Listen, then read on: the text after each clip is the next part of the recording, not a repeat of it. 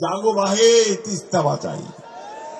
বন্ধুগণ, এটা শুধু স্লোগান নয়, এটা আপনাদের এই তিস্তার পারের মানুষের যে বাঁচার যে তাগিদ, বাঁচার জন্য যে আহাজারি, তারই আওয়াজ আজকে বেরিয়ে আসছে। কিছুক্ষণ আগে আমার বক্র ভাই, আমার আরেক ভাই এখানে যে বক্তব্য দিলেন, যে কথা শোনালেন, কি করুণ অবস্থা তাদের। আজকে একদিকে যখন তারা সব বাঁধ ছেড়ে দেয়, গেট খুলে দেয়, তখন সে পানির তোরে আমাদের ঘর বাড়ি গ্রাম ধানের ক্ষেত সব ভেসে যায়, তাই না? আবার যখন বন্ধ করে দেয় তখন আমার সমস্ত এলাকা খরায় শুকিয়ে খটখট হয়ে যায়। তিস্তাপাড়ের মানুষের দুঃখ আর যায় না। আওয়ামী লীগের সরকার আসলো, প্রথম দিকে সবাই ভাবলো যে ভারতের বন্ধু আওয়ামী লীগ, সুতরাং তিস্তার পানি বোধহয় এবার পাই যাবে, ঠিক না?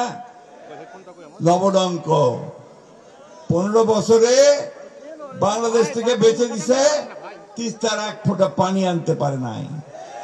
শুধু তিস্তা নয় ভাই, 54টা নদী আছে যেগুলো ভারত থেকে আমাদের দেশে আসছে, সবগুলো নদীর উজানে তারা বাঁধ দিয়ে দিয়েছে।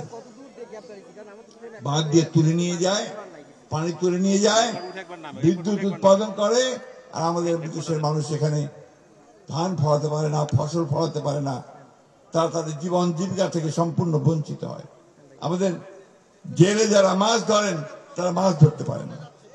প্রত্যেকটা মানুষকে আজকে সেই কষ্টের মধ্যে পড়তে হয়েছে। আজকে আমরা এই সরকারকে পরিষ্কার করে বলতে চাই, অন্তর্বর্তীকালীন সরকার, কথায় তো বলেন যে আপনারা নিরপেক্ষ, তো নিরপেক্ষ কিন্তু এই জায়গায় থাকলে চলবে না।